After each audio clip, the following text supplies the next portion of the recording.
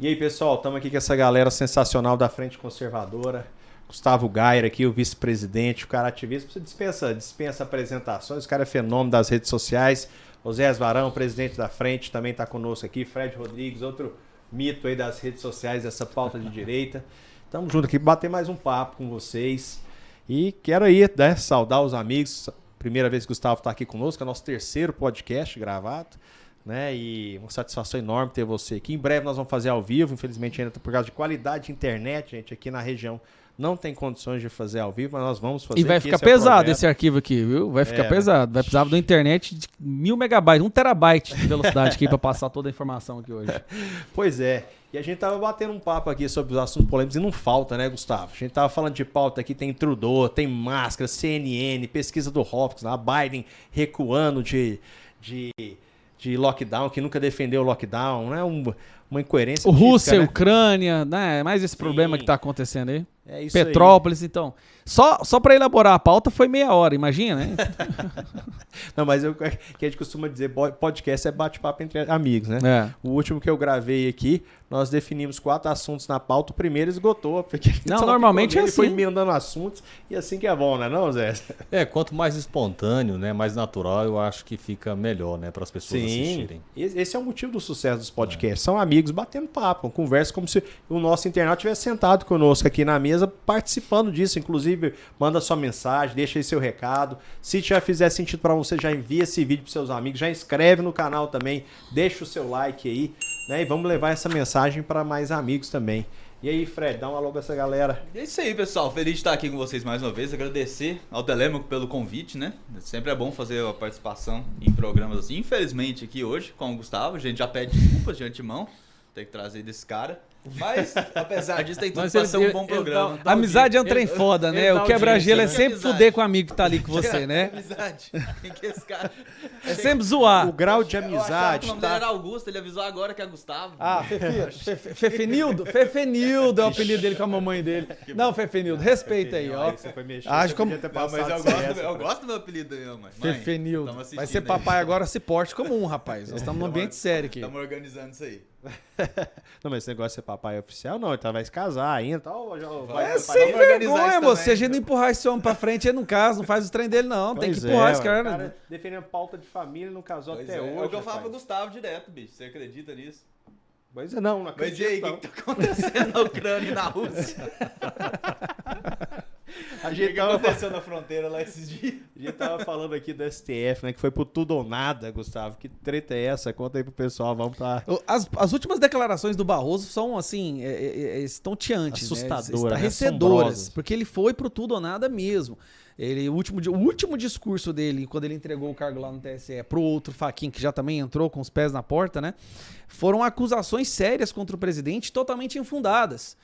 Vamos lembrar aqui rapidamente, né? Juntar as memórias aqui. Primeiro, mandou os caças darem rasante no TSE, no STF. Baseado na denúncia do Raul Jungmann, né? Do Raul Jungmann, que é um comunista. Engraçado, em 2012, caças da Força Aérea realmente deram rasante lá, mas em 2012, e quebrou as janelas. Quem que era o presidente? Nossa, Dilma. Ninguém falou nada nisso, né? Ninguém nunca nem mencionou. Realmente tem um vídeo na internet que tá rolando agora dos caças dando rasante, quebrando todas as janelas ali do STF. Então tem mais uma vez insistindo naquela acusação mentirosa de que o Bolsonaro tornou público informações sigilosas do inquérito sigiloso, sendo que já tá comprovado que não era sigiloso. O delegado já fez o parecer, a Procuradoria do Parlamentar já fez o parecer também dizendo que não é sigiloso, e o PGR agora, dando banho de água fria nesse pessoal, deu o parecer dele contrário a esse inquérito, que tem que ser arquivado, porque não é sigiloso. Gente, eles estão colocando o Bolsonaro para depor, criar um inquérito, uma coisa que não existe. Foram pro tudo ou nada. Aí depois falou do desfile dos tanques de guerra, numa clara tentativa de intimidação, né? Muito incomodado, porque é claro. E a outra também me ajuda a lembrar, foi tanque de guerra, foi o rasante, foi o inquérito que o A Bolsonaro... Chapa disse que o Bolsonaro tá perseguindo uma emissora independente, que é a Globo, tá prometendo dificultar a renovação, quando na verdade o que o Bolsonaro tá fazendo é falar, ó, a lei vai ser cumprida. Se tiver tudo certinho, renova. Se não tiver, não renova. E a gente sabe que a Globo E não você tá sabe certa. que antigamente a renovação da Globo só aconteceu porque foi molhado muito dinheiro foi passado debaixo da mesa. Senão são milhões de reais, porque a dívida deles já é antiga. E não deveria ter sido renovada. Agora a Globo sabe, o STF sabe também que no governo Bolsonaro isso não vai acontecer. Não tem quem você nem tentar subornar ali nesse governo. Então provavelmente a concessão deles não vai ser renovada. E aí esse desespero. Mas não vamos abrir muita margem para Mas eu esperança, gostei de não. um delírio também que ele falou, porque o Barroso ele criou, na verdade, uma realidade paralela onde ele pode viver, onde ele é mais inteligente do que ele acha que é e também onde ele tem mais poder. É o iluminado, do o que ele famoso acha. iluminado. que vai empurrar Nós a temos história. o privilégio O de iluminado- compartilhar o mundo com ele. O iluminado que chama um negro que fez um doutorado de um negro de uma classe especial, né? Usando a expressão Olha dele. só, né? Por quê? Porque ele se compara, ele acha que ele é de uma classe especial, então alguém que faz doutorado como ele também é de uma classe Negro especial. de primeira linha que ele Negro usou. de falou, primeira Negro linha, de primeira negro de primeira linha. categoria. Olha o de absurdo, primeira cara. categoria, né? Ou seja, então ele separou já em categorias pelo iluminado conhecimento, né? Pelé, que ele acha mas que eu tem. acho o seguinte, nós temos que entender a natureza desse problema. Tudo isso é fruto da escolha que o povo brasileiro fez de dar 4 mandatos de presidente da República para essa turma criminosa, essa quadrilha do PT. Quadrilha, Né? uma quadrilha Que tipo institucionalizada. de ministros você imagina que uma quadrilha vai colocar no STF? Homens Uau. probos, corretos, íntegros, bem intencionados, homens comprometidos com as leis, com a Constituição Federal, é Com isso? o povo. Claro que não. Não, Comprometido então, com a pauta deles. De fato, eu chamo atenção para isso, porque o povo brasileiro tem que cair a ficha, se conscientizar que a responsabilidade por essa tragédia é do povo. Então o povo precisa ter muita responsabilidade, muito cuidado na hora de eleger um presidente da República. Eu me lembro bem que o Lula e a Dilma foram eleitos a partir de uma plástica feita pelos marqueteiros, Sim. a partir do Duda Totalmente Mendonça, artificial. depois do João Santana, né? Então aqueles programas que mostravam o Brasil como se fosse o céu na terra. Né? E isso fruto do trabalho do PT. Então, as pessoas iam muito naquela onda, acreditando naquele marketing bem feito e mentiroso, né? E aí, hoje, nós estamos colhendo as consequências disso. Nós temos, portanto, um grande desafio para os próximos anos como nação. Se nós queremos limpar este país dessa bandidagem, dessa corrupção, primeiro, nós não vamos conseguir fazer isso em um mandato de presidente. A gente precisa ter muita clareza disso, né? Na última eleição, nós elegemos o Bolsonaro presidente, mas a maioria do parlamento, tanto no Congresso quanto no Senado, ainda foram de políticos antigos. E o Supremo Tribunal Federal, que continuou com aquela turma durante praticamente o mandato todo do Bolsonaro, o primeiro mandato, dominado por uma turma que foi escolhida por bandidos. Né? Então, agora, nós temos que, ao meu ver, nós temos que dar continuidade, né? Sermos determinados a dar continuidade a esse processo de mudança que o Brasil está passando, reelegendo o presidente Bolsonaro, para que assim ele tenha a oportunidade de indicar mais 2 ministros do Supremo, já serão 4 indicados pelo presidente Bolsonaro. Isso né? se não revogarem a PEC da Bengala, né? Exatamente. E outra coisa, elegermos, eu nunca perco a oportunidade de falar isso. A segunda eleição mais importante desse ano, depois da de presidente da República, é a de senador. Né? Por que o Supremo Tribunal Federal se sente à vontade, os ministros, né, se sentem à vontade para agir ao arrepio da lei, contrariando a Constituição Federal? É porque eles sabem que a maioria ou grande parte dos senadores tem o rabo preso, tem processos no Supremo, então eles sabem que quem tem a prerrogativa de questionar, de interromper a escalada autoritária deles não vai fazer. Sim. Então eles É são... o Senado acovardado. Os ministros do Acuado. Supremo são homens sem limites. Não existe limites para os ministros do Supremo Tribunal Federal. E quando se coloca uma pessoa vaidosa, arrogante, prepotente, que se acha já melhor que os outros, sem limite, a gente vê o que está Exatamente, fazendo. É o exatamente. resultado E prático. mentiroso. O Barroso é um mentiroso compulsivo, a gente não pode esquecer disso, né? Basta ver o que ele falou. Falou que, por exemplo, o Brasil hoje em dia não é recebido por países civilizados, né? Os mandatários. O oposto do que a gente está vendo aí, O né? oposto que a gente está vendo. A gente viu que o Macron praticamente mandaram um Uber pra buscar o cara no aeroporto, enquanto o Bolsonaro foi recebido com honra de chefe de Não, Estado. o chanceler da Alemanha nacional. chegou lá, tinha 15 pessoas, ele saiu do avião, foi direto pro carro, não tinha ninguém Mas lá, não tinha nada. O mais engraçado é que ele ainda fez uma comparação com governos anteriores. O que ele disse foi, o Brasil hoje em dia não é bem visto lá fora como era antigamente. Mas antigamente o Brasil era tratado como anão diplomático por Israel. Esse foi o apelido que o Brasil recebeu, se eu não me engano, do embaixador de Israel, que deu esse apelido pro Celso Amorim, né, que era o chanceler brasileiro na época.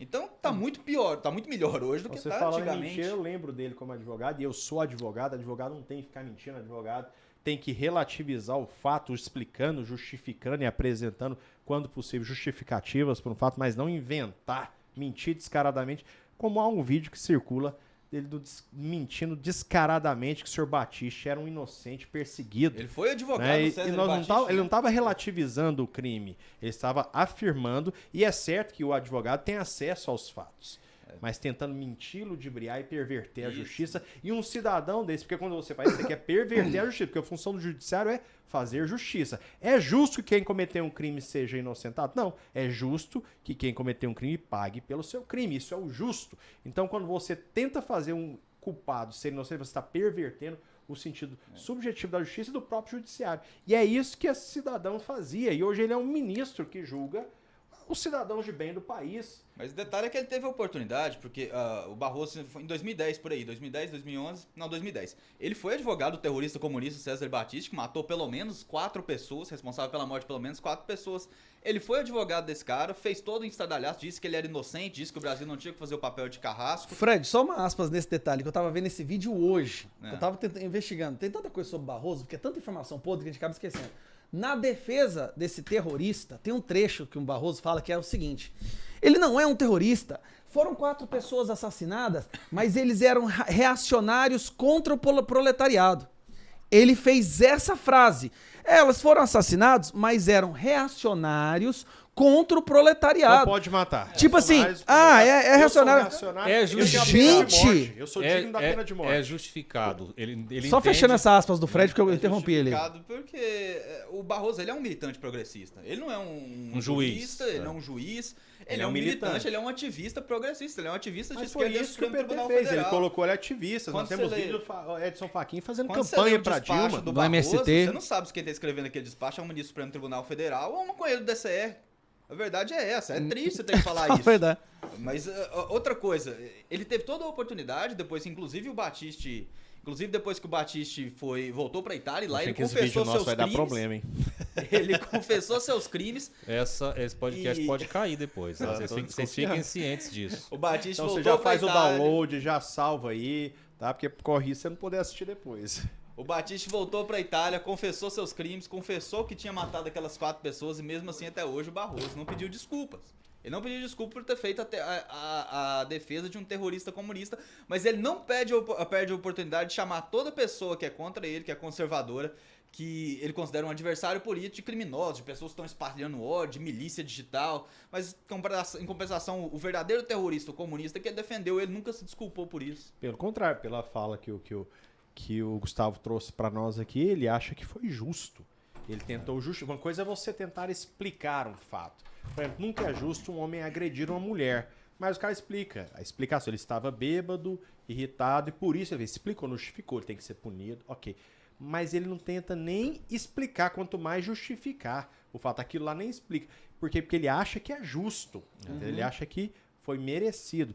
Que é inadmissível com alguém que tem função de aplicar o senso de Mas o que justiça. esperar de alguém que falou quando ele foi entrevistado, assim que ele foi indicado para o cargo do STF, foi feita uma biografia, uma mini biografia dele mesmo explicando. Ele foi as maiores influências intelectuais dele durante a sua período da universidade foram Lenin, Marx.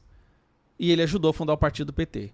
Então, o que se esperar de uma pessoa que teve a sua mente influenciada por Lenin e por Marx? Aí você sai uma frase há um mapa como... mental, né? É, ali Não, é. Já tem um mapa mental formado ali. Aí é onde é praticamente impossível. Eu falei aqui, aliás, aqui não, no último debate que a gente teve no TBC, eu até brinquei que foi com um membro do PT, né? Eu falei, eu já fui, na minha adolescência, um ateu marxista, né? Vim dessa influência, desse ambiente, vítima de professores doutrinadores, aquela coisa, acreditava naquela referência. Mas o que acontece? Quando a pessoa tem um compromisso em buscar a verdade, eu já vi muitas vezes esse caminho. Você vê muitos atores, inclusive grandes jornalistas falando isso, né? Que eles tinham essa visão de mundo e saíram dela. Mas a gente não vê o caminho inverso. Eu nunca vi o contrário. O Nunca. cara que era um libertário, que era um liberal, se tornou liberal clássico, não estou falando aqui de liberal da turma da libertinagem, se tornar um esquerdista, militante, marxista, não vê. Mas aí tem um outro problema também, quando o cara passa, porque eu relaciono isso à maturidade de visão de vida, mas quando ele passa essa fase da maturidade e ele aprofunda nisso, aí eu não sei se tem um caminho sem volta não, porque há estudos, inclusive, que o cérebro dessa pessoa funciona diferente. Já tá solidificado. Exatamente, ela acredita de tal forma naquilo que a distorção da percepção da realidade dele é assim, ele vive num universo paralelo. Tamanha distopia dos conceitos que ele aplica, a perversão de valores, que foi muito bem refletido num vídeo que circulou, né? Hoje começou a circular um vídeo aí de um professor falando que profissão de ladrão é profissão. Olha o nível da distorção. Que não é errado roubar e que ele estava trabalhando. E ele pergunta pro aluno, e o aluno, infelizmente, não soube responder. Por que tem de errado ele roubar? Tem de errado porque ele está usurpando. Quando você rouba alguém, isso é uma base que não se fala no Brasil, porque esse curso aqui é cerceado no debate acadêmico, jurídico e filosófico. Quando você rouba alguém, quando eu exproprio algo de alguém, eu, em última análise, estou expropriando a própria vida dele. Vai, mas você está viajando. Não, porque tudo que o Gustavo produziu, esse celular, a roupa, o Fred, o Oséias, o carro que ele comprou... Foi tempo de trabalho. Tempo de trabalho, e tempo é vida, tempo remunerado, seja porque ganhou pouco ou ganhou mal. E ao alguém usurpar aquilo, usurpou o tempo que ele dedicou àquilo. Então roubou uma parte da minha vida e ninguém tem o direito de tomar minha vida, a não ser que eu conceda voluntariamente. Né? Então esse é o... E não é justo que alguém tome a minha vida, senão eu estou flertando com a escravidão, inclusive. Então essas pessoas, né, que defendem as pautas de escravidão, mas são as mesmas que acham correto usurpar as coisas de quem tem mais. Lembrei da Márcia... Simplesmente por o fato dele ter mais. Lembrei da Márcia Tiburi aqui agora, né? Que disse que viu uma lógica no assalto. Sim, mas sabe aonde eu queria chegar?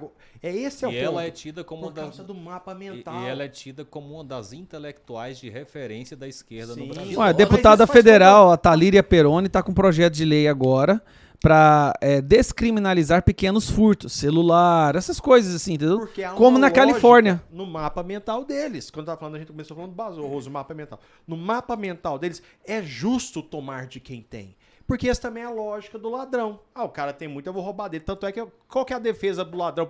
Cara, eu sou trabalhador. Não, o seu eu não vou roubar, não. Eu vou roubar o playboy, que acha que o playboy tem as coisas fáceis só porque ele tem muitas coisas. Às vezes foi herdado mesmo, às vezes foi, mas mesmo assim, quem deu pra ele, deu a própria vida. O pai que deu pro filho que herdou, eu escolho o que eu faço com a minha vida. Eu vou doá-la pros meus filhos ou pra instituição de criar minha vida, materializada em coisas conquistadas através dela, me refiro. E eu que escolho. Se eu escolhi dar pro meu filho, a pessoa que rouba do meu filho, do meu herdeiro, está roubando a minha vida também, não tem esse direito para esse argumentar perder o playboy, que é a lógica do ladrão. Eu posso roubar quem tem muito, que é a lógica do comunista, vamos tirar de quem tem, porque ele tem muito. Eu estive em Moçambique, num projeto missionário que a gente tinha lá.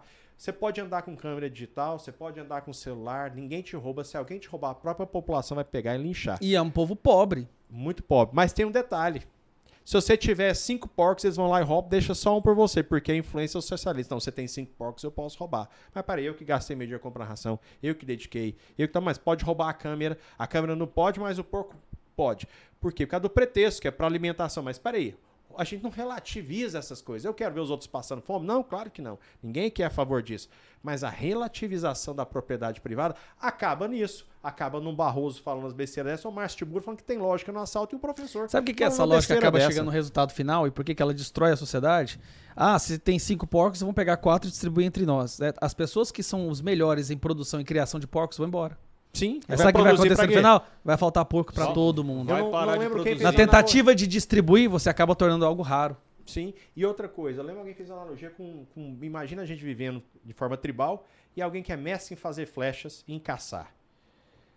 Ele tem... Por que todo mundo tem direito a ter a mesma coisa? O mínimo que essa tribo deveria fazer é honrá-lo. Honrá-lo e colocar numa posição aprender de desgaste, com ele, né? Respeito, né? Porque é ele que está colocando comida nas nossas mesas. Não. Então ele tem flecha, eu quero pegar as flechas que ele tem, o que ele caçar, vamos distribuir iguais para todos. Mas parei, a não ser que ele queira fazer isso. Do contrário, eu estou usurpando da habilidade, do talento dele. Para quê? Para o meu benefício próprio, sem dar nada em troca a ele. Não, e aí você vai desmotivá-lo a fazer flechas Por e desmotivar a caçar. Por que ele vai E fazer aí mais? toda a comunidade vai sofrer consequências Era aí disso. que eu queria chegar. Aí a questão básica da crítica filosófica que se faz, antropológica, sociológica que você faz ao socialismo, né? Que os socialistas não fazem esse tipo de reflexão. Eles sempre tratam as discussões do socialismo muito no nível superficial. Eles não aprofundam na natureza dos problemas e do porquê que o socialismo sempre fracassa. Né? Eles sempre dizem que fracassou porque alguém não soube implementar, porque foi deturpado. Eles não entendem que a natureza própria do socialismo é má. Ela é contra a natureza humana. Destrutiva. Exatamente. É destrutiva. Ela não se propõe a construir nada. Né? Ela quer destruir aquilo que odeio e tomar de quem tem. Ah, vamos distribuir iguais. Mas a que custo? Porque não pega essa pessoa que está embaixo e eleva eles a uma posição social. Não, vamos pegar o lado de sempre que a gente odeia, morre de inveja deles e vamos trazer eles aqui para baixo. Tá todo mundo igual na miséria. Por que o capitalismo produz mais bem-estar social? É porque é o seguinte, você incentiva esse cara que tem a habilidade de produzir flechas, você reconhece, você valoriza ele, você remunera ele. Sim. O que isso gera? E ele vai fazer mais flechas, ele vai caçar melhor. Mais ainda. E vai fazer melhor para todos. Outras pessoas, vendo que ele é recompensado, vão se interessar também em desenvolver essa habilidade e produzir boas flechas e caçar. E melhores que a deles, talvez. Exatamente. Então, isso gera uma lógica de desenvolvimento. O que acontece o contrário quando você implementa a lógica socialista. Gera a lógica de subdesenvolvimento. As pessoas param de buscar o crescimento, o desenvolvimento pessoal. E aí você tem sociedades miseráveis construídas em cima do ideal de uma sociedade mais justa e igualitária. Eu acho que isso explica de maneira bem simples a razão pela qual o socialismo sempre vai fracassar. Vou entrar agora numa explicação científica, que é uma coisa que a esquerda odeia que a gente entre, porque tem como provar com base científica de que essa ideia de que se você distribuir mais e você pegar daquele que produz mais e dar para os que produzem menos, você acaba aumentando a riqueza. Isso é o contrário. Tem um cara que chama Pareto, você já deve ter lido na faculdade sobre distribuição de Pareto. Sim. Ele fez um estudo, ele foi contratado por algumas indústrias para fazer um estudo sobre demissão. Mas não foi na faculdade, não. Foi na faculdade, não? Foi na faculdade, não. Já ouvi falar, mas fora da faculdade. É assim, ele fez um estudo que era o seguinte, quando a indústria está passando por uma crise, eles perceberam que quando demitia algumas pessoas, a produção caía muito, desproporcional ao número de pessoas que haviam sido demitidas.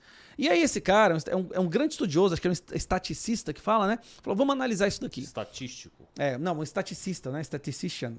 Resumindo, ele foi estudar essa situação em várias empresas. Aí ele chegou a essa conclusão que é a seguinte: se você tem uma indústria que faz caixas de papelão e ela faz 100 caixas de papelão por dia, e nessa indústria tem 100 pessoas trabalhando, a raiz quadrada do número de caixas, a raiz quadrada do número de pessoas envolvidas na produção das caixas corresponde a metade das caixas produzidas.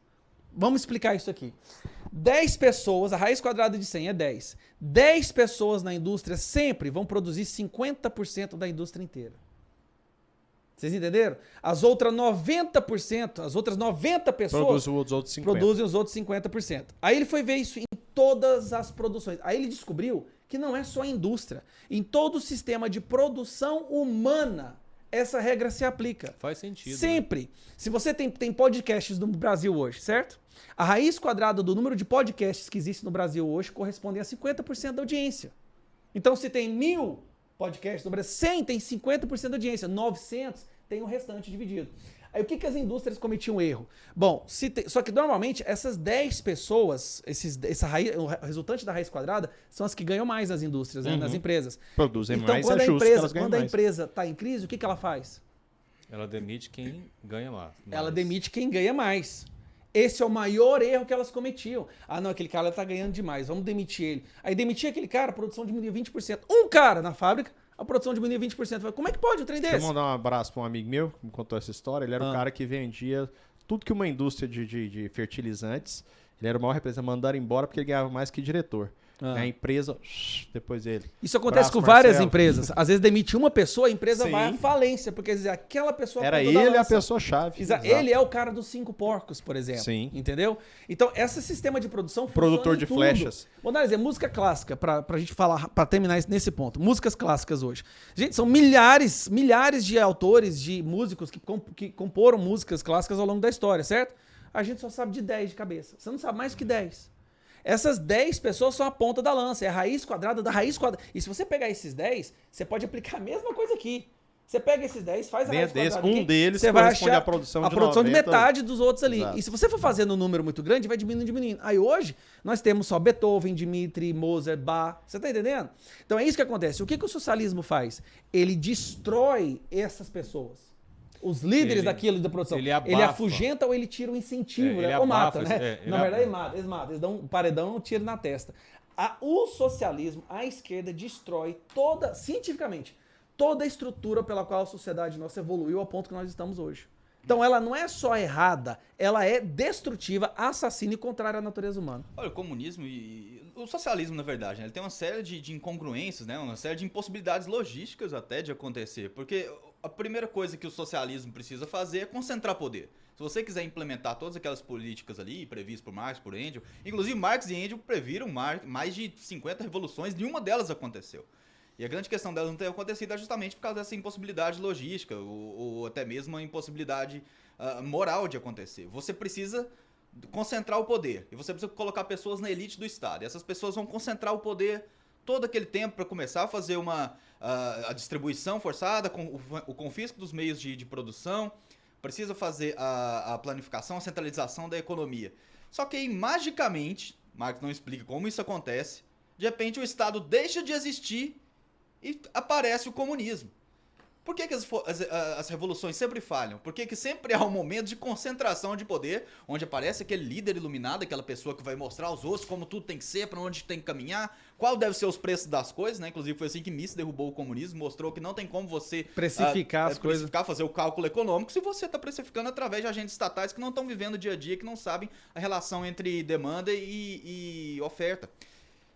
Então, qual vai ser a motivação para essa pessoa que passou 20, 30, 40 anos concentrando poder para abrir mão do poder e entregar para o povo e vir um Estado comunista? Então é por isso que nunca vai existir comunismo. Porque você tem essa impossibilidade lógica, você tem essa impossibilidade logística, ninguém está disposto a abrir. Mas ao mesmo tempo, ele acaba conquistando muito da juventude. Porque o jovem ele não vai fazer essa análise. Às vezes ele nem tem possibilidade de fazer essa análise. Um professor de universidade nunca vai explicar isso para ele. Mas pelo menos essa intenção inicial que mostra que o comunismo vai trazer o bem, vai trazer a igualdade. E quando você pensa em igualdade, você pensa em igualdade de todo mundo bem. Você não Sem pensa sofrimento, em igualdade, né? Sim, você não pensa em igualdade onde está todo mundo ruim. Né? Então o comunismo, infelizmente, ele tem esse conceito emocional, romântico, onde ele se aproveita da vontade e daquela coisa inerente a toda pessoa de bem, de querer ver o outro bem também. E principalmente dos jovens. É por isso que eles são presas fáceis. Eles são muito mais voltados ao lado emocional do que racional. Até pela pouca vivência. Mas deixa eu fazer um comentário. Quando você falou por que ele vai tirar o poder, a pessoa ficou 40 anos concentrando poder. A gente volta no elitismo intelectual que a gente mencionou do ilustre ministro do STF. Porque essas pessoas que estão lá no poder, eles acham que nós somos ignorantes, presos nas nossas trevas, e são só eles, aquela cúpula que são a mente brilhante que vai nos salvar nossas trevas. O globalismo é isso, né? Exatamente. Só voltando à experiência recente que eu tive com um debate sobre comunismo aqui, inclusive quem estiver nos acompanhando, é uma pergunta que você pode fazer a todo defensor atual do comunismo.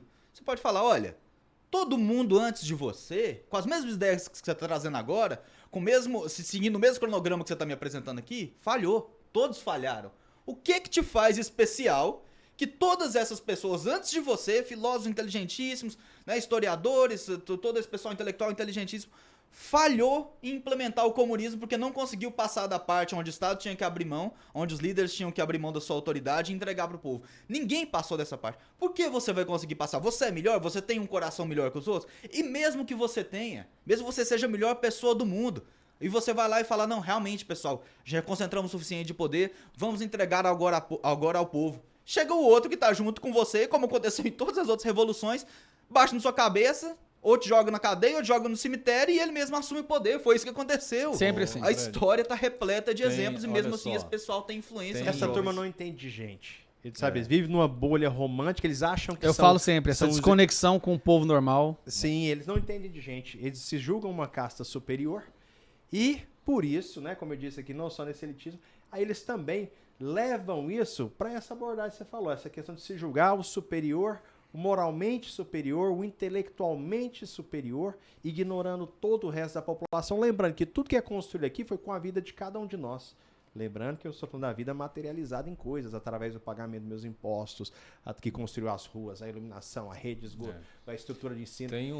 Tem um livro que, para mim, explica isso que o Fred acabou de detalhar aqui de maneira magistral e de uma maneira muito simples, que é A Revolução dos Bichos. Eu não sei se vocês já leram. George Orwell. Ele é uma parábola, é uma história, e você que é jovem, né, que às vezes já ouviu tanto falar bem do socialismo, do comunismo, sempre acredita que essa ideologia é boa, que deseja o bem, precisa ler esse livro e você vai entender de maneira bem meticulosa, detalhada, por que o socialismo é uma tragédia. Talvez, eu digo que o socialismo é a ideologia mais perversa já concebida pela mente humana. Sim. Por quê? Eu chamo de doutrina de Caim. Por quê? Porque ela produz o maior mal possível, já concebido pela mente humana, mas com um discurso bom. Sabe? O nazismo, né? O discurso era virulento, o discurso era agressivo. Nós vamos dominar, nós seremos o maior império do mundo. O discurso do socialismo não. Nós queremos uma sociedade mais justa e igualitária. Mas esse é um maquiado, porque quando a gente pega o Manifesto Comunista de Karl Marx, ele fala de pegar em armas, o negócio é arrancar a cabeça dos detentores de meio de produção. Mas olha só, é que a proposta dele eu quero uma sociedade mais justa e igualitária. Agora, como fazer isso? Aí porque todos nós somos a favor da igualdade, exatamente. Né? Justiça, não é verdade? Eu, na verdade, assim, em certo sentido, eu sou a favor da igualdade, a gente precisa ter muito cuidado com isso. Sim, verdade. Eu tenho que me explicar que igualdade que eu sou a favor. Então, eu sou a favor da igualdade na aplicação, por exemplo, da lei. Sim. Então, você estabelece um conjunto de leis e ela precisa ser aplicada igualmente entre as pessoas. Agora, a igualdade, do ponto de vista social, por exemplo, ou econômico, é uma tragédia. Sim. É uma tragédia, a pior tragédia que você possa imaginar para uma sociedade. Né? Então, a gente tem que ter muito cuidado aí com essa aplicação. É bom destacar aqui para os amigos que tem vários vídeos meus falando, já fizeram até o cortezinho, né? Meu Telêmaco Tramontina, que igualdade era um discurso sobre atletas trans. Né? Eu falei muito claramente e até duramente para alguns, pro ouvido de alguns, que igualdade todos nós somos iguais diante da lei e diante de Deus, quer você acredite que ele existe ou não. Fora isso, não existe iguais, nós somos únicos, diferentes, e a maior prova disso é que a estatura média uma rede de vôlei para um homem é de uma altura e para a mulher também por causa de uma estatura média. E nem é desejável que seja, né? Com certeza. Eu até falei, acho que vocês estavam juntos, nós estávamos nós três debatendo, né, no Jornal Brasil Central, eu falei isso, que há uma necessidade, e para mim isso é um dom divino, que tenhamos percepções diferentes de mundo. Porque os problemas são complexos, a sociedade tem os seus problemas, e a minha visão de mundo não me permite a solução de todos eles. Que outra pessoa com outra percepção vai propor uma solução, ou talvez eu tenha uma solução, ela traga uma melhor, ou nem tenha e ela traga a solução para aquilo. Então é necessário, mas qual que é o problema? O problema é quando isso é distorcido e não é mais um compromisso com o bem da comunidade. É um compromisso com as pautas, com um grupo elitista intelectual que quer defender as suas bandeiras e usa isso de maneira oportunista. Mas quando essa diferença é voltada para o bem-estar social, o que é uma casa legislativa? É uma casa de debate, onde vamos cada um representado pelos seus, todos diferentes, todos segmentos, ateus, religiosos, progressistas, conservadores, vão discutir o melhor para a sociedade. Se isso é feito de maneira civilizada, eu tenho certeza que seria melhor exatamente pelas diferentes percepções de mundo. E isso é importante e é o que eu ia ser falando, que é necessário que haja as diferenças. Exatamente. Gustavo estava ali com vontade de falar. Não, quando você falou essa questão de diferença homem e mulher, aí eu fico lembrando de... Tudo tem um porquê, gente. O problema é que existe uma preguiça muito grande hoje das pessoas irem atrás do porquê. A esquerda, ela quer dar soluções fáceis para problemas extremamente complexos. Normalmente, quando você tem essa abordagem, você só piora a situação. Eu fico vendo a esquerda tentando resolver os problemas da sociedade, é como se você desse uma chave de fenda para um menino de 5 anos e mandasse ele construir um helicóptero. Você vai ter coragem de subir naquela porcaria? Eu tenho um exemplo muito bom para mostrar isso, Gustavo, para confirmar o que você está falando. A história das cotas femininas na política, né? Então a proposta tem poucas mulheres participando da política, nós queremos mais. Então vamos certo que nós homens não gostamos das mulheres lá e proibimos elas de entrar. Então vamos colocar. Então vamos eu não vou nem entrar no mérito se isso é correto ou não. Estou dizendo o seguinte, na visão deles, precisa de mais mulheres na política e a forma de fazer isso é reservando vagas nos partidos para que mulheres sejam candidatas, certo? Eles viram a máfia. Na verdade, essa proposta de solução desse problema, ela piora o problema e cria uma situação extremamente ruim, que é a seguinte: a grande maioria das mulheres, por razões que eu não vou entrar no mérito aqui agora, não estão interessadas em disputar a eleição. Aí, quando os partidos saem à caça das mulheres, porque são obrigados a fazer isso... E saem mesmo, porque precisam. Aí o que eles fazem? Eles saem catando qualquer tipo de pessoa, de mulher que esteja na frente. Não considera, por exemplo, se essa mulher tem potencial político eleitoral. Não considera. Ela tem que ser candidata. É vizinha, amiga, né? Tem que ocupar aquela lacuna. Isso, exatamente. E aí, a consequência disso é o seguinte, olha só que interessante. Nós temos um grupo de mulheres que foram candidatas para cumprir a cota, cuja consequência é nenhuma delas será eleita. Você não vai achar, Gustavo, uma mulher no Brasil que foi eleita e nem vai ver. Porque foi incluída como candidata por causa das cotas. Você não vai encontrar uma. Porque a mulher... a resposta que eu já sabia que eu tinha escutado porque a mulher, nem vai ver. porque a mulher que tem capilaridade política eleitoral, ela não precisa de cotas para ser candidata, entendeu? Então ela vai ganhar, os partidos vão acolhê-la, porque é interesse dos partidos, independente da cota, ter pessoas que tenham votos, né? E aí ela vai ganhar, por mérito dela, não porque ela foi acolhida no partido por causa das cotas. E aí, primeiro, não temos nenhuma mulher eleita por causa dessas cotas. Segundo, as mulheres que entram como candidatas nestas circunstâncias servirão exclusivamente para um propósito. Eleger os homens. Somar votos para eleger homens. Essa é uma aplicação bem objetiva do que é a solução da esquerda para os problemas. Porque acha que a igualdade tem que ser imposta. Não resolve o problema. Supostamente, parte do pressuposto, nós estaríamos proibindo olha as mulheres, só, as soluções da esquerda estaríamos proibindo as mulheres de participarem. As soluções da esquerda, geralmente, sim, elas não resolvem o problema, na verdade, piora. Esse exemplo que eu acabei de dar é muito claro nesse sentido. Esse é o negacionismo da esquerda, né? A intenção da esquerda nunca é resolver os problemas das militâncias que elas propõem, é se apropriar dos né? problemas e usar como bandeira. Vamos ficar aqui, vou trazer um exemplo interessante aqui também, inclusive aconteceu recentemente, mas antes voltar um pouquinho na parte histórica aqui. A gente vê falando há muito tempo, né, a respeito disso, da diferença salarial entre homens e mulheres, né?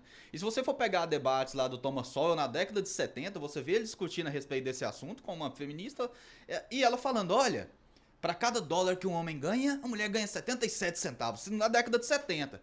Hoje, 2022, se você vê essas feministas discutindo, elas ainda estão com a mesma medida. Essa fala. $1 para 77 centavos. Ou seja, passou todo esse tempo, quase 50 anos. 50 anos, na verdade. E até agora não melhorou. Com todos os avanços que tiveram, todo esse tempo que a militância teve para atuar, elas continuam falando que para cada dólar que o homem ganha, a mulher ganha só 77 centavos. Mas há uma incoerência muito grande aqui, porque eles deixam de levar em conta dezenas e dezenas de outras variáveis, né? Exatamente. Sim, isso é uma grande farsa, tempo dedicado, né? Tempo escolhas dedicado, naturais entre homens e mulheres. As especializações, e quando você equaciona todas essas variáveis, né? Inclusive tem até um livro da Christina Hoff Sommers que fala sobre isso, em umas palestras dela também. Ela é feminista e ela fala sobre isso, só que ela obviamente não compra essa falácia da diferença salarial no gênero. E ela fala, quando você equaciona todas as variáveis, na verdade as mulheres ganham entre 1% e 2% a mais que os homens. Justamente porque as empresas foram coagidas a tentar fazer essa compensação, uma compensação forçada que não precisa existir. Agora o exemplo que eu falei que eu ia trazer. Se eu não me engano, em 2015, a data, mas foi nessa década pra cá, os últimos 10 anos pra cá.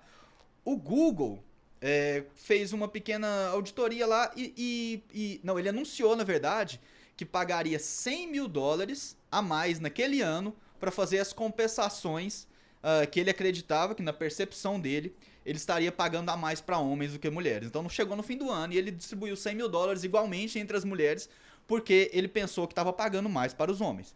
E aí o movimento feminista viu aquilo, pensou, $100 mil, vocês são doidos, vocês estão pagando muito menos, $100 mil não dá para nada. Exigiram uma auditoria do Google, exigiram que o Google fizesse uma auditoria para descobrir exatamente quanto que ele estava pagando mais para os homens.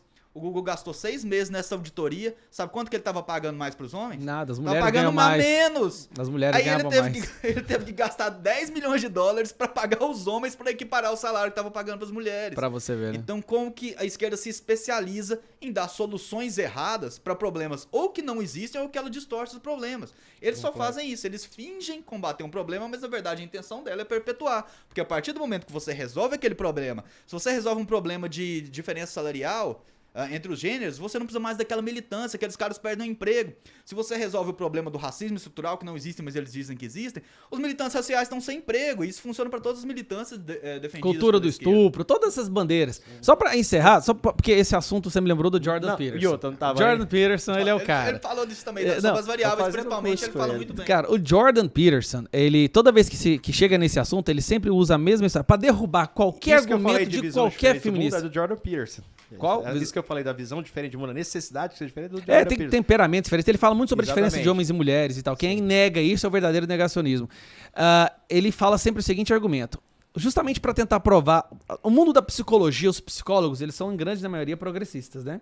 Então eles inventaram vamos fazer um estudo para provar que sim, nós vivemos numa sociedade patriarcal opressora, onde a mulher tem desvantagem. Eles começaram a relacionar todos os países do Você viu mundo... que esse assunto tava na pauta, né? Desculpa te interromper. Esse grupo separou os países que tinham a legislação mais igualitária. O que é legislação? São legislação, leis que davam mais oportunidades, mais benefícios para as mulheres. E foram analisar. Quanto mais benefícios, quanto mais oportunidades, quanto mais igualitária é a nação, maior é a diferença salarial. Como assim? Maior a diferença salarial entre o homem ganhando mais que a mulher. Aí eles foram estudar esses países. Como que isso está acontecendo? Isso fala de escolhas O naturais, que aconteceu? provavelmente. Quando você deixa para as pessoas fazerem as suas escolhas por livre, espontânea vontade, através da sua carga genética, através das suas Intuições, características intuições intrínsecas, naturais, exatamente. elas vão escolher livremente, certo? Sim. Aí ele chega nesses países, principalmente nos países nórdicos. 90% das enfermeiras são mulheres. Sim. 90% das professoras de ensino fundamental são mulheres. 90% dos engenheiros são homens. 90% Isso é das estatística. Noruega e na Suécia. e lá, desde o início, martelando a seguinte narrativa. Você escolhe o que você quiser, ninguém determina. Você é livre do seu destino. Quanto mais liberdade você dá para homem e mulher, mais elas vão escolher de acordo com a sua própria natureza. Sim. E mais distante fica o resultado entre essas duas. Aí ele fala, aí o Jordan Peterson fala, a única forma de você tornar aquilo igual mesmo, fazer todo mundo ganhar igual, é fazer igual na Coreia do Norte. Inclusive, todo mundo tem que se vestir igual, tá? Dessa forma, você consegue, apenas com uma força ditatorial tremenda, você consegue chegar no nível de igualdade que a esquerda tanto E essa força leva. vem para achatar todos iguais. É. Aquele que está destacado, você tem que achatar, você não vai levantar esse. E eu gosto de fazer uma pergunta, esse assunto estava na pauta, é o que eu falo, cantei a pedra no começo, né, que a gente ia sair emendando os assuntos aqui. Se de fato existisse essa diferença, né, que dizem que existe salarial, se as mulheres ganhassem menos, que isso é uma falácia, porque eles pegam a média salarial dos homens e a média salarial das mulheres, aí isso aí entra nesses fatores de quantidade de horas disponível, de posições ocupadas, né? O fato é que as posições mais bem remuneradas são ocupadas por homens. Mas a gente tem que entender por quê, porque que a empresa ia sabotar o próprio resultado se as mulheres estivessem dando o mesmo resultado?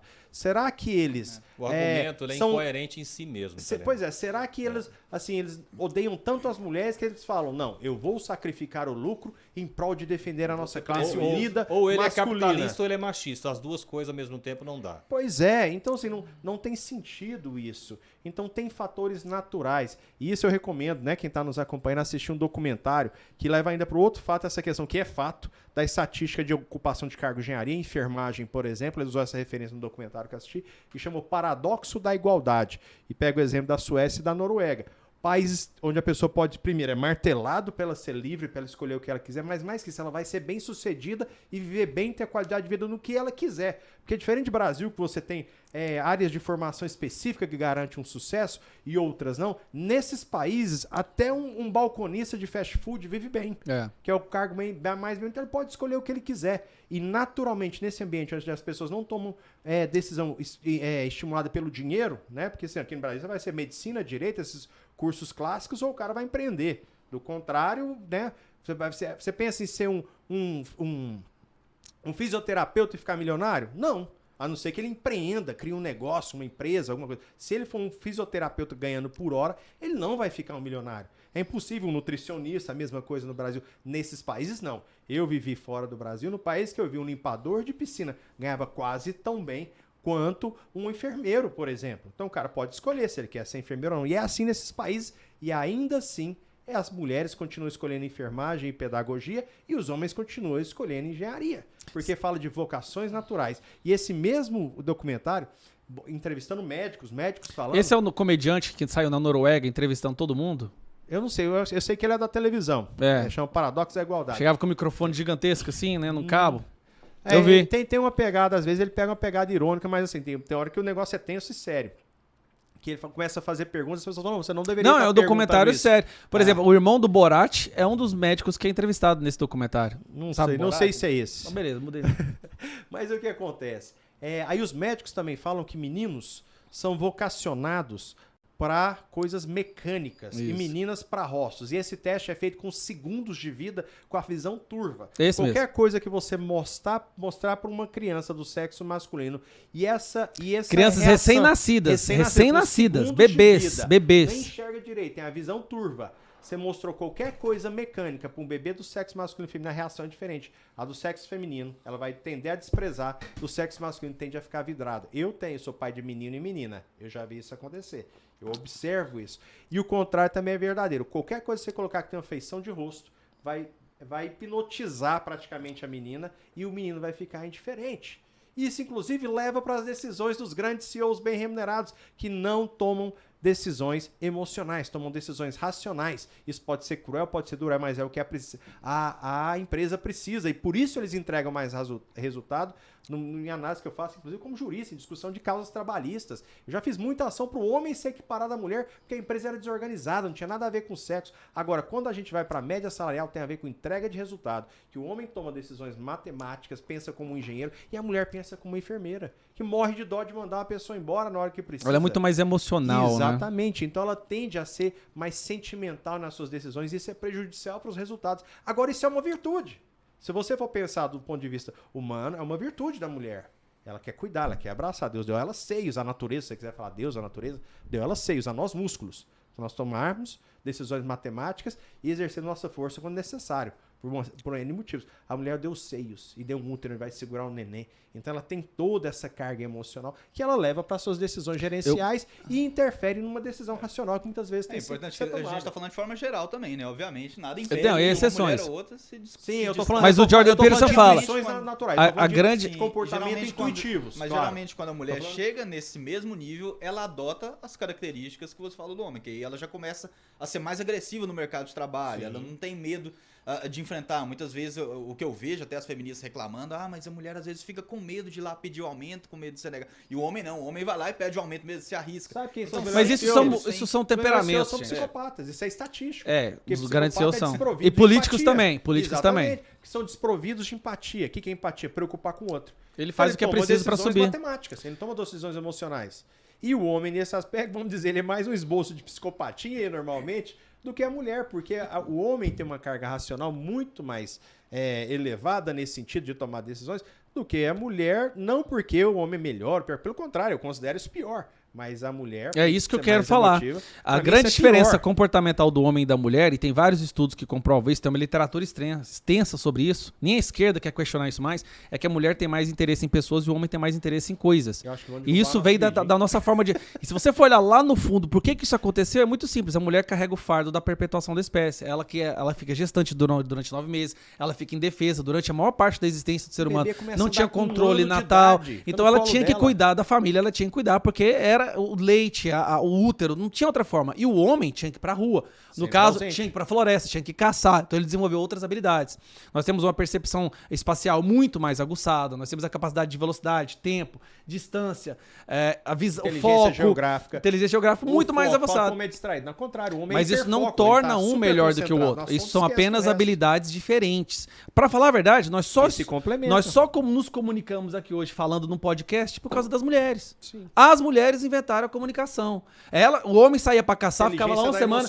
Quando voltava, a mulher tinha inventado uma palavra para fogo, uma palavra para criança, porque elas ficavam entre elas certo? Convivendo, e elas tinham que comunicar, porque aquilo foi as primeiras Isso comunidades. chama inteligência linguística. A mulher tem A muito mais mulher avançado fala, que o homem. mulher fala 10 vezes mais palavras por dia, palavras diferentes do que o homem. Sim. Nós somos quase neandertais em comparação com as mulheres. E essa é a verdade. Só que a diferença comportamental, ela é sim existente, mas ela não é decisiva.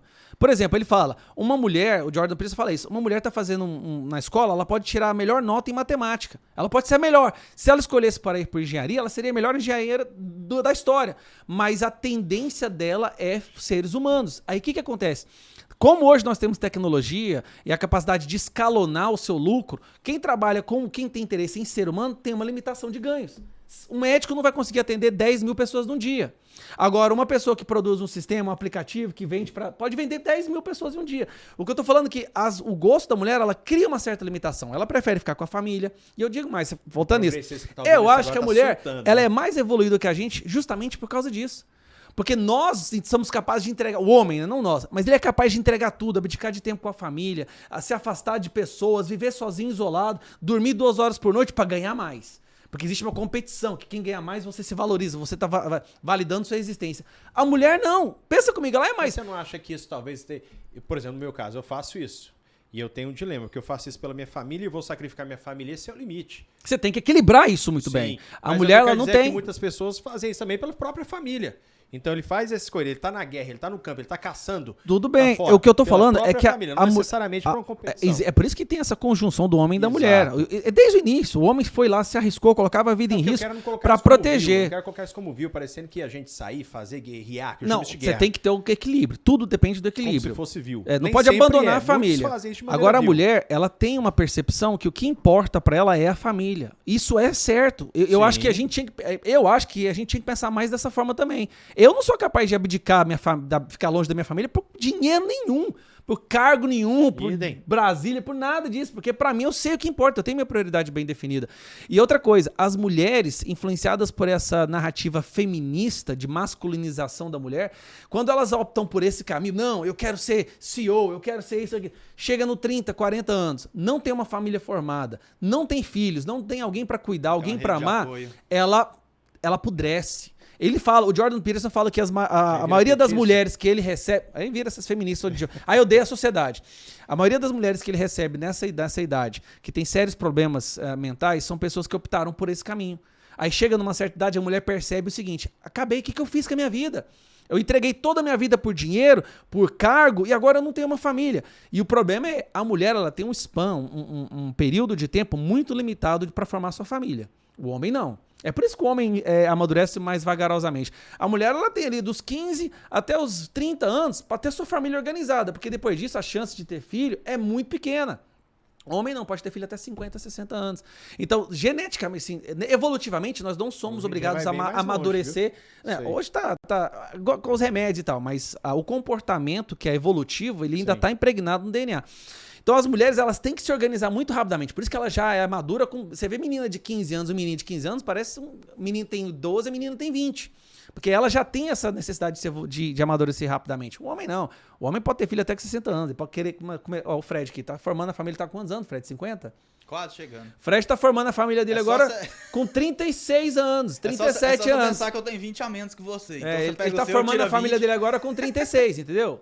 É desse jeito. Existe uma diferença e querer lutar contra essa diferença do homem e da mulher vai desestabilizar a sociedade completamente. Nós temos pessoas podres, ressentidas, amarguradas. A gente tem fatos aqui. Tanto que o Kim, se tiver um progressista vendo a gente, provavelmente vai querer derrubar esse vídeo. E fica com ódio, mas esses são fatos, né? Isso é o que isso é a realidade. E acho que esse é o grande problema da esquerda, querer negar a realidade com visões fantasiosas. Na nossa pauta aqui, a gente pretendia falar do STF, que a gente já falou, da relatoria do novo Código de Processo Penal. Como é que tá o nosso tempo aí, Gabriel? 50 minutos. Dá pra gente falar nesses 10 minutos aí? Nós queremos falar também do Canadá. Eu acho que o mais pertinente a nós aqui seria a gente falar da relatoria na CP, do novo Código Penal. Sabe que hoje, eu não sei se foi, acho que foi ontem que eu fiquei sabendo dessa notícia de que o Fernando Contarato, que é um senador do PT, assumiu a relatoria do Código de Processo, da reforma do Código de Processo Penal brasileiro. Isso me deu uma tristeza, Telemão. Sabe, a gente tem uma expectativa de que esse país melhore. É quando você pensa que né? vai... Mas quando você vê uma notícia como essa, dá uma tristeza muito grande, sabe? Mas nós não vamos desistir do Brasil, não. Eu acho que a gente tem que denunciar essa situação, né? E aí, talvez, isso pode funcionar com mais um incentivo para que nesse ano a população eleja senadores comprometidos com esse país. Comprometidos em melhorar a qualidade de vida dos brasileiros realmente, sabe? Petista, esquerdista, tem uma paixão doentia, uma síndrome de Estocolmo somente para explicar isso. Né? Eles não se importam com cidadãos sendo mortos, sendo assassinados. Eles não Literalmente. Eles não contam, certo? Eu vejo, aqui em Goiânia tem uma jornalista em especial, de um jornal muito importante aqui, que a única preocupação dela é quantas pessoas morreram vítimas das abordagens policiais. Ela não se preocupa com quantos cidadãos trabalhadores estão morrendo. Sabe? Então é uma Quantos policiais estão morrendo? É uma paixão doentia por bem. bandidos. Isso está no fundamento do pensamento esquerdista.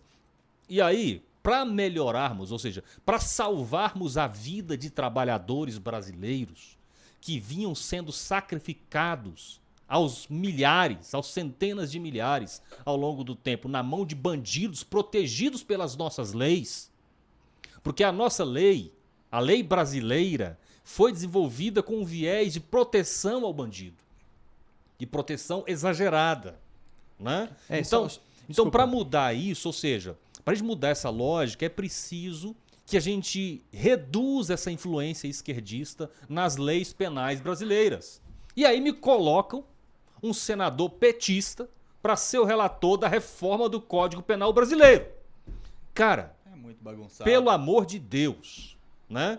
Então, eu preciso citar o exemplo aqui, que está bem de perto. Eu vou comparar duas situações, Telemaco, que é muito fácil. O Brasil, em 2019, foi o primeiro ano do governo Bolsonaro, não foi? Sim. 2019, né? Uhum. Teve uma redução significativa no número de homicídios. Sim, 19%. Acho que quase 20%, um negócio assim. Quando foi em 2020, Telemaco, aumentou quase 5%. Aí eu fiquei curioso e fui analisar os números detalhadamente. O que eu percebi? Todas as regiões do Brasil continuaram tendo redução no número de homicídios, exceto uma. Nordeste. O estado do Ceará, em 2020, teve um aumento de mais de 20% no número de homicídios. E sabe qual é a... Em relação a 2019. Isso. E então voltou a empatar mais ou menos, vamos dizer assim, isso. Com 2018. Sabe qual é a peculiaridade desses estados onde o número de homicídios aumentou no Brasil? Todos governados por uma política esquerdista. Uhum. Esse é um dado que para a gente entender... Trata bandido como vítima da sociedade de uma distorção de um pensamento de Rousseau. Exato, exatamente. Que fala que o homem é bom e eles pervertem. Mas Rousseau não estava... A sociedade o perverte. Mas ele não estava dizendo que a sociedade transforma o homem em bandido, que o bandido hoje ele é bandido, porque aí entra uma abordagem marxista, porque ele foi explorado, porque... Não, nada disso. A sociedade não deu a ele a oportunidade. Exatamente, então, né? Porque ele foi explorado e nada disso justificaria alguém ser um ladrão, ainda que tivesse feito isso, mas não é a verdade. Mas Rousseau estava se referindo à doutrinação proposta por Lutero, que iniciou com Lutero através de escolas cristãs. Que ele entendia, essas escolas pegam pessoas e doutrinam elas. Deixa eu concluir o raciocínio. E doutrinam elas de forma que elas se tornam grandes hipócritas, porque elas não têm aquilo. Então são pessoas hipócritas, moralistas, que querem ensinar outras a serem novos moralistas. Então pega uma criança pura ingênua e transforma ele no hipócrita moralista. Ele estava criticando a doutrinação moralista e falando que ela se tornava pior no sentido de ser um hipócrita. Não de ser um bandido. Ele era uma criança inocente, agora ele virou um bandido. Ele é um bandido porque ele é um cobiçoso, um mau caráter, um egoísta que acha que pode matar um pai de família para satisfazer a cobiça dele. Porque vai falar para mim, sinceramente, quem que rouba para matar fome hoje em dia? A nossa legislação concebida no ambiente, realmente com essa mentalidade, que era uma população pobre, era de proteger esses crimes famélicos, etc. Mas hoje serve para proteger bandido, serve para proteger livre de facções criminosas. É isso que a gente acontece, fica passando pano em bandido com base numa premissa errada. Porque a lógica é, se eles são vítimas da sociedade, foi nós que causamos isso. Agora, o que eu tenho a ver com isso? Mas ok, mas segundo essa lógica seria eu. Então eu não posso pegar ele e puni-lo. Por isso que não pode ter pena de morte. O culpado somos nós, criei o problema, eu vou matar o problema? Não, eu criei. Eu que tenho que ser morto. Aí é onde o branco é o problema, todo mundo é o problema, porque eu que causei esse problema, não tem nada a ver com isso. Não é o egoísmo do cara, não é a cobiça dele, a ambição, né? A terceirização da culpa, não é o né? mau caratismo dele. Mas sou eu o culpado, então eu não posso puni-lo. Foi dentro dessa lógica que foi. Aí você põe na mão do petista que pensa desse jeito, aí Agora, acabou tudo. Só para concluir, Gustavo, essa ideologia, a ideologia esquerdista, principalmente da maneira com a qual ela lida com o criminoso, é uma ideologia assassina. Olha, centenas de milhares de trabalhadores brasileiros são vítimas de bandidos protegidos pelas leis brasileiras por causa da visão de mundo esquerdista, e esta visão de mundo é assassina, certo? Aqui, eu tenho que fazer um elogio aqui. Eu critico o governador Ronaldo Caiado em algumas dimensões do seu trabalho, mas em relação à segurança pública, Goiás avançou extraordinariamente em relação à segurança pública. Por quê? Porque nós temos um governador que tem esta visão de não dar moleza para bandido, Sim. de não ficar passando a mão na cabeça As falas de bandido. de campanha era, se Né? você quer cometer crime, muda de estado. Exatamente. Então, aqui em Goiás, eu me lembro bem, há 5, 10 anos atrás, eu tinha medo. Eu não conseguia andar com o celular na mão nas ruas de Goiânia. Certo? Isso mudou. É preciso reconhecer isso. Quantas vidas de trabalhadores foram salvas? A gente precisa fazer essa conta. Quantos trabalhadores morreram a menos, vítima desses bandidos, porque se implantou uma política dura de combate à criminalidade em Goiás? Os jornalistas não estão perguntando isso, não estão interessados com o bandido que morreu. Isso. Então, quantas vidas foram salvas? E essas vidas poderiam ter sido mortas. Então, quem defende esse tipo de ideologia, na verdade, é responsável pela morte de homens e mulheres trabalhadores honestos nesse país. Milhares deles, inclusive. Como é que tá o nosso tempo aí, Gabriel? A gente tem que partir para as considerações finais aqui, né? Uma hora não, então vamos ter que despedir, né? Quero agradecer, né, a companhia de vocês aqui. É só o primeiro de muitos que a gente vai fazer com esse time aqui. Eu tenho certeza disso. E agradecer a companhia do nosso internauta, nosso amigo aí, vocês em especial, e fazer suas considerações finais, Gustavo. Obrigado pelo convite, foi muito legal. É incrível como a hora passa rápido quando a gente está tendo uma conversa inteligente, né, com profundidade. E faz falta isso, né? Isso aqui é um exercício para a alma, viu? A gente aqui, tem, né, Fred? Debater com o esquerdista vai sugando a energia vital da existência, né? E aqui mim recarrega. Eu não sei porque isso pra mim é terapêutico. É cara. terapia Debater isso aqui. A gente sai de lá tranquilo, leve. Você se diverte, né? Eu só agradecer pelo convite e quando você chamar, eu faço questão de vir novamente. Aí, Obrigado. Fred, foi bom te ver Obrigado novamente. mesmo pela Oséias. presença. Oséias chegou na hora hoje, parabéns, Oséias, por ter Olha sido aí, pontual, rapaz. cara. Show de bola, tô gostando de ver. Falando. Um abraço pra todo mundo que tá assistindo. Se você não é inscrito no canal ainda, se inscreva aí e compartilhe esse podcast com o máximo de pessoas que vocês puderem. É a informação que vai salvar Menos o com mundo. o pessoal da STF, né? É isso. Não compartilha com eles não, que a gente quer ficar livre, ver nossas Não tem famílias. problema. Mais uma vez, obrigado, Telêmaco, pelo convite. Obrigado, Gustavo, por ter comparecido. Obrigado, Oséias. Obrigado, Augusto. Gabriel, por estar aqui na nossa, suporte nossa técnico. equipe técnica, né? O Augusto, né? Esqueça seu nome. Mas Gustavo ele me Augusto. chama de Augusto, só de zoeira. É isso, pessoal. Obrigado a vocês que acompanharam. Fiquem ligados aí. Excelente iniciativa do Telêmaco e a gente está feliz de poder estar ajudando, estar participando. Maravilha, eu quero agradecer a oportunidade também, Telêmaco, estou sempre à disposição para participar, né? E eu fico muito feliz de participar de um momento como esse, porque quando a gente participa dos debates, geralmente a troca de ideias é muito assim, curta, né? Você não consegue aprofundar no seu pensamento. E aqui a gente tem a oportunidade de fazer isso. Isso faz falta aqui em Goiás, inclusive, né? Então você está de parabéns por essa iniciativa e pode contar conosco. Quero agradecer a presença do Gustavo, do Fred e pedir aos nossos internautas que compartilhem o vídeo para alcançar o máximo de pessoas possível, né? É claro, não compartilhe com os ministros do STF, porque senão a gente está correndo risco. Fala suas redes, fala Eles aí, são Oséias. alérgicos à verdade. Fala suas redes. A minha rede social é @OséiasVarão. Com esses indicadores você me encontra no Instagram, no Facebook, no YouTube. Né? O nome não é tão comum, então é fácil de achar. Meu é Fred Rodrigues no YouTube, vocês podem procurar lá, canal Fred Rodrigues. E no Instagram, Fred_RC. Tem muito material lá, muito conteúdo pra Vai vocês. lá, se inscreve, galera. Fred também tá no Tinder, quem quiser procurar. É. Fred Rodrigues. E o Gustavo tá no Grindr. Eu sei o que é isso. Ninguém vai rir dessa piada. Só o fato de você saber o que é isso é preocupante. É preocupante. Fiquei preocupado. Preocupado. Vocês sabem sim que vocês riram. Vocês me encontrarem é só digitar gay, que nem Jean Willis, com ER no final. Aí eu tô nas redes sociais. Gayer.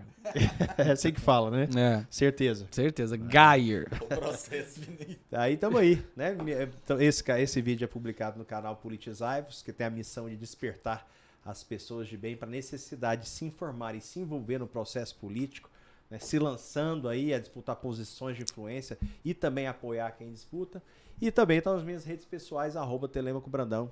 Espero vocês aqui, lá também. E segue essa galera aqui que vocês vão aprender muito. Abraço. Valeu. Tchau, tchau, galera.